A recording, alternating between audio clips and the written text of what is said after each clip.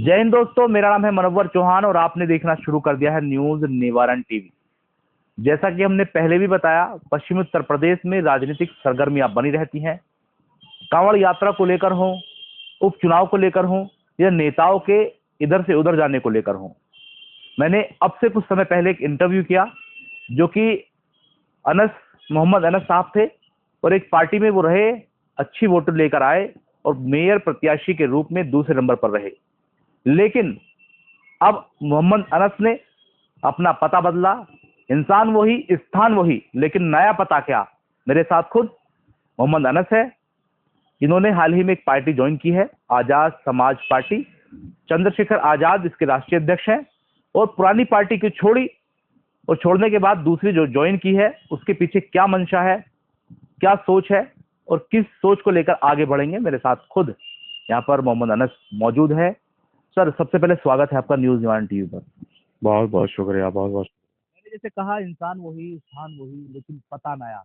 Sir, पता, ये नया जो पता है, आखिर क्यों है? ये विचार कभी नहीं बदलते हैं, रास्ते अक्सर बदल जाते हैं। और नया रास्ता जो हमने चुना है, आज़ाद समाज पार्टी के रूप में एक नए संघर्ष को हमने अपनाया है।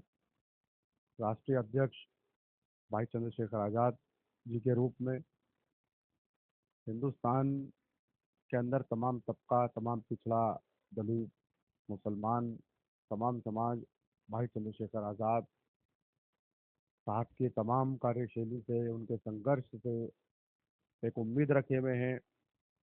और जिस तरीके से हिंदुस्तान की हुकूमत तमाम के तमाम पिछड़े वर्गों पे जुल्म कर रही है, जातियाँ कर रही हैं, तो हम देख रहे हैं कि हिंदुस्तान की सरजमीन पर तमाम गली कूचों पे, सड़कों पे आकर सदन के अंदर भाई चंद्रशेखर आज़ाद जी जिस तरीके से लड़ रहे हैं हुकूमतों के खिलाफ, फासिस्ट ताकतों के खिलाफ, एक बेहतरीन विकल्प के रूप में भाई चंद्रशेखर आज़ाद जी न सिर्फ उत्तर प्रदेश बल्कि हिंदुस्तान की सरजमीन पर इतिहास रचेंगे।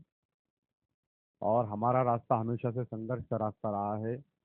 जो संघर्ष हमने लोकल स्तर पर मेरठ से शुरू किया था, भाई चंद्रशेखर आज़ाद हिंदुस्तान की सरजमीन पर राष्ट्रीय लेवल पर उस संघर्ष को जारी किए हुए हैं। और हमने आज़ाद समाज पार्टी ज्वाइन की है ताकि उस संघर्ष को, उस मुहिम को और उस मिशन को आगे बढ़ाया जा सके, उस मिशन को ताकत दी जा सके। तो ये पुरानी पार्टी आपने छोड़ी है, जो नई ज्वाइन की है, आप क्या इन दोनों चीजों में अंतर मान रहे हैं, दोनों पार्टियों में अंतर मान रहे हैं? और कहने वाले तो यहाँ तक कहते हैं कि साहब, वहाँ स्कोप नहीं मिल रहा था, यहाँ अवसरवादी हो गए हैं। नहीं, देखिए, हम तो मिशन और कैडर के लोग हैं। जिस रास्ते को, जिस राह को हमने छोड़ा है, 12 साल हमने उस राह में गुजारे हैं। एक ऐसी पॉलिटिकल पार्टी जिसका मेरठ में, उत्तर प्रदेश में कोई अस्तित्व नहीं था, उस पॉलिटिकल पार्टी के मिशन को हमने ताकत दी, लीडरशिप को ताकत दी, घर घर हमने मिशन पहुंचाया, घर घर हमने पैगाम पहुंचाया। और उसका रिजल्ट भी निकल के आया कि हमारी 10 साल की जो मेहनतें थी, उन मेहनतों का नतीजा ये रहा कि मेयर का इलेक्शन जब मैंने लड़ा, तो मेरठ की गयूर अवाम ने, तमाम तबकात ने, तमाम समाज ने जिस तरीके से हमें सम्मान से नवाजा, वोटों से, अपनी दुआओं से नवाजा, तो वो हमारी उस 10 साल की मेहनतों का रिजल्ट था।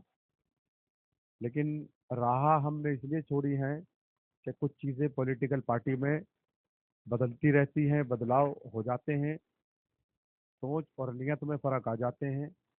इसलिए हमने उस राह को छोड़ दिया, क्योंकि हम इंसाफ परस्त लोग हैं। और इंसाफ को लेकर ही, इंसाफ परस्ती को लेकर ही हम एक आस में बैठे रहते हैं कि जिस पॉलिटिकल पार्टी में हम जिस मिशन को लेकर काम कर रहे हैं, तो पॉलिटिकल पार्टी का जो राष्ट्रीय नेतृत्व है, प्रदेश नेतृत्व है, वो इंसाफ करेगा। लेकिन ये सारी चीज़ें जब नहीं होती तो एक मायूसी होती है और उस राह को छोड़ दिया जाता है। ये बताइए, आपसे पहला इंटरव्यू हुआ तो आपने कहा कि राष्ट्रीय अध्यक्ष जो पुरानी पार्टी में थे, वो सुनते नहीं है आपकी, या आप किसी भी कार्यकर्ता की, नेता की। और यहाँ नए जो राष्ट्रीय अध्यक्ष हैं आपके आजाद समाज पार्टी के, चंद्रशेखर आजाद, उनके सामने आपने लंबी फहरिस्त, मैंने सुना है कि लिखी रखी है शर्तों की। महानगर और शहर अपने हाथ में रखेंगे, आपने पहले भी पोस्ट किया। तो उन चीजों पर क्या बात हुई है, क्या सहमति बनी है, और जो अब ज्वाइन की है तो किस तरह की स्ट्रेटेजी आप लेकर चल रहे हैं? देखिए, आपने जिक्र किया कि राष्ट्रीय अध्यक्ष किसी की सुनते नहीं हैं, उनमें इनमें फ़र्क क्या है। देखिए, कोई भी संगठन का जो ऊपर स्तर से लेके जो निचले स्तर तक जो काम करने वाले लोग होते हैं, तमाम पदाधिकारी, तमाम कार्यकर्ता होते हैं, तो राष्ट्रीय अध्यक्ष से एक उम्मीद रखते हैं कि ज़रूरत पड़ने पर कभी भी राष्ट्रीय अध्यक्ष को या प्रदेश अध्यक्ष, प्रदेश नेतृत्व में किसी को भी फ़ोन के ज़रिए, मैसेज के ज़रिए अपना पैगाम पहुंचाना या उनका किसी तरह का कोई रेस्पॉन्स आना, वो सारी चीज़ें वहाँ पर नहीं थी। और चूंकि पिछले 3 महीने में मुझे कोई मैसेज पहुंचाना था, मैसेज के ज़रिए मैंने पैगाम पहुंचाने की कोशिश की, कॉल के ज़रिए मैंने बात करने की कोशिश की, लेकिन मेरा फ़ोन नहीं उठा। 3 महीने में मैसेज का कोई रिप्लाई नहीं आया।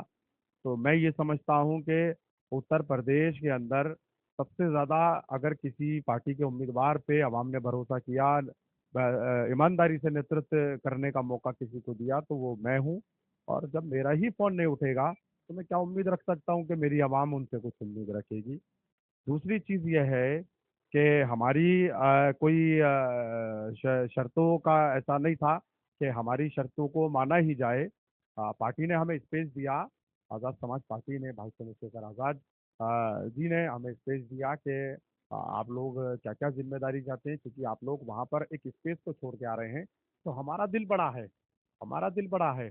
जो टीम पूरी आ रही है उनको जहाँ चाहें आप जिस तरीके से जिम्मेदारियां दिलवाइए, आप हमें एक फहरिस्त बना करके दीजिए और सम्मान हम देंगे। और यकीनन हमने देखा भी हमने देखा भी कि जिस वक्त हम भाई चंद्रशेखर आज़ाद जी के दरमियान में दाखिल हुए, भाई चंद्रशेखर आज़ाद जी ने किस तरीके से अपनी बाहें खोलकर तमाम हमारी टीम का, हमारे साथियों का जिस तरीके से उन्होंने इस्तकबाल किया, वेलकम किया, वो वाकई में काबिल तारीफ था।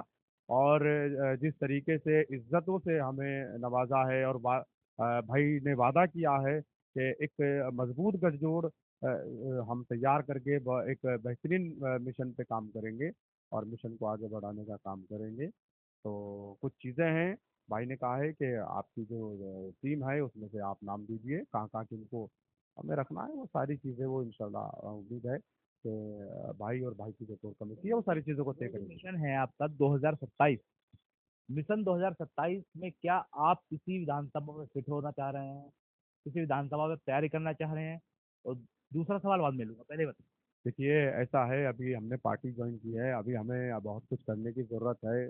अभी एक बहुत अच्छे लेवल पे संघर्ष करने की ज़रूरत है, और आवाम के तमाम मसाइल पे हमें जो है उनके साथ खड़े रहने की ज़रूरत है।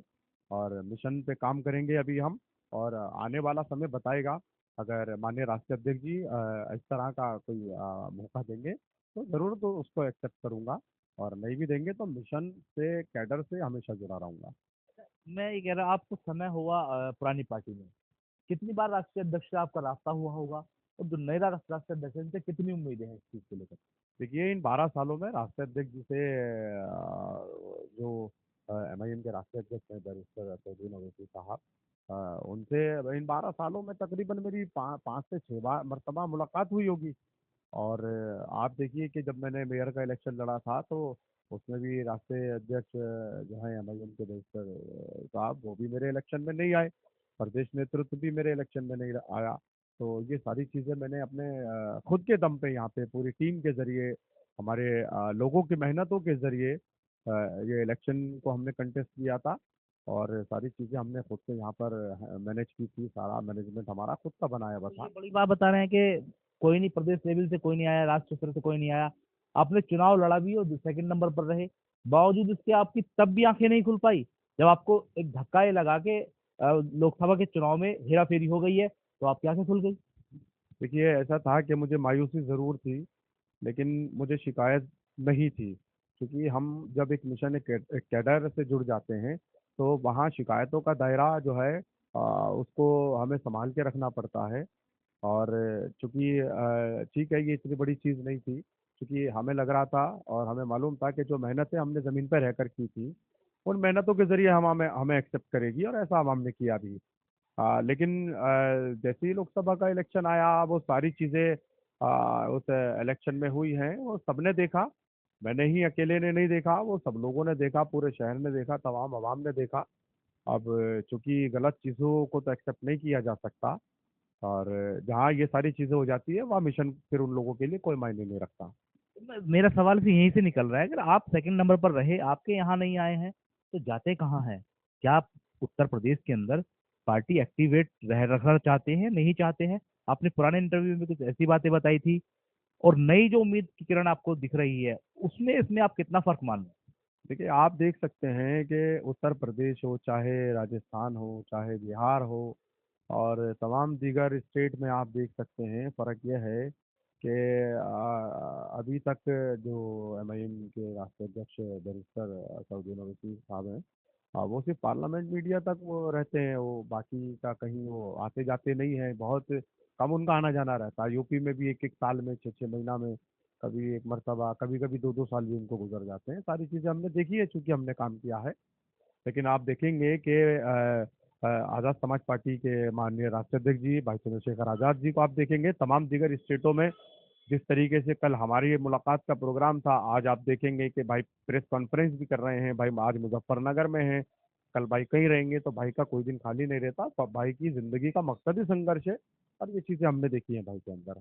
मेरा सवाल अब आखिरी है, आप जो लोग पहुंचे हैं आजाद समाज पार्टी के अंदर, कैप्टन तो आप थे ही, आपके साथ कितने खिलाड़ी थे जो पहुंचे हैं? एक काउंटिंग आपके पास हो? देखिए, हमारे साथ कल जो हमारी टीम के जो मुख्य लोग हैं, जिसमें हमारे 35 से 40 लोग कल आज़ाद समाज पार्टी जो उन्होंने ज्वाइन की है, और जो हमारे और तमाम साथी हैं, उनको भी उम्मीद है कि भाई को मेरठ जल्दी बुला करके उन लोगों को ज्वाइनिंग कराई जाएगी। क्योंकि क्या है कि दिल्ली जाना था ज्वाइनिंग के लिए, अब वो सारी चीज़ें तो नहीं हो पाती कि सब लोगों को एक साथ लेकर के जाया जाए। क्योंकि हमारे लोग अल्हम्दुलिल्लाह हमारे साथ हैं, और हमारे हर फैसले के साथ हैं, और उन लोगों ने लब्बैक किया, सारी चीज़ों को एग्री किया। तो भाई इंशाल्लाह मेरठ आएंगे, उम्मीद है 2 तारीख के बाद की कोई तारीख मिलेगी, तो बाकी के जो लोग हमारे साथी रह गए हैं कितनी इंशाल्लाह। लंबी फहरिस्त है जो आप बाकी रह गए? देखिए, अभी तो मैंने आपको बताया ना, 35 40 लोग हैं जिन्होंने ज्वाइनिंग की है, और हमारे पास जो ऑर्गेनाइजेशन में लोग हैं, या तो हमारे पास ऑर्गेनाइजेशन में कई सौ लोग हैं। कई सौ से मुराद 200 300 की तादाद में है, और सारे लोग मेरे टच में हैं। ये सब लोग जो है आपका ज्वाइन करेंगे। भाई चंद्रशेखर आज़ाद साहब के जो संघर्ष है वो उसमें आस्था रखते हैं, यकीन रखते हैं, और यकीनन लंबी मेहनत में, जस्तजू में, संघर्ष में यकीन रखते हैं। घर बैठ के राजनीति को नहीं किया जा क्या सकता। ये जो लोग आपके साथ आना चाह रहे हैं, आ रहे हैं, वो AIMIM छोड़कर आ रहे हैं या दाएं बाएं से आ रहे हैं? देखिए, अन्य दलों के लोग भी मेरे काफ़ी टच में हैं, जो लोग कहीं ना कहीं मेरे से मुतासिर हैं, मेरी ईमानदारी से मुतासिर है, मेरे संघर्ष से वो लोग मुतासिर हैं। उन तमाम दलों के लोगों से भी बातचीत चल रही है, और जैसे ही उन लोगों से बात फाइनल होगी तो माननीय राष्ट्रीय अध्यक्ष जी से बात करूंगा उनकी ज्वाइनिंग के लिए। और जो बाकी के तमाम जिन लोगों ने पुराने दल में हमारे साथ काम किया है, वो सारे लोग तो हमारे साथ ही हैं। बस भाई का इंतजार है, भाई के आने पे उन सब लोगों को एक साथ ज्वाइन करा दिया जाएगा। बिल्कुल, हमारे साथ थे मोहम्मद अनस, जो कि AIMIM को छोड़ करके आजाद समाज पार्टी का दामन थाम चुके हैं। उनका एक बड़ा दावा है कि 40 लोगों को तक ज्वाइन करा चुके हैं, और एक लंबी फहरिस्त अभी इनके पास है, जो कि राष्ट्रीय अध्यक्ष के आगमन पर वो तमाम लोगों को लेकर के ज्वाइन कराएंगे। और ऐसे में एक बड़ी चीज और सामने निकल कर आ रही है कि AIMIM के तो थे ही, लेकिन कुछ अन्य पार्टी के लोग भी हैं जो आजाद समाज पार्टी को मेरठ में ज्वाइन करने जा रहे हैं। तो ऐसे में आजाद समाज पार्टी का मिशन 2027 किस तरीके का होगा, अब ये देखना लाजमी होगा, क्योंकि दलित और मुस्लिम जो गठजोड़ चंद्रशेखर आजाद लेकर चल रहे हैं, नगीना सीट से जो उन्होंने एक मैसेज दिया है, वो ऐसा ना हो कि कहीं उत्तर प्रदेश के अंदर वो चीजें शुरू हो जाएं, और आने वाले समय के अंदर बहुजन समाज पार्टी को खासतौर से इसका खामियाजा भुगतना पड़ जाए, समाजवादी पार्टी को उसका खामियाजा भुगतना पड़ जाए। ऐसे में ऊंट किस करवट बैठेगा, तमाम चीजें देखने वाली होंगी। अपने सहयोगी इरफान के साथ मनोवर चौहान, न्यूज निवारण टीवी, मेरठ। जय हिंद।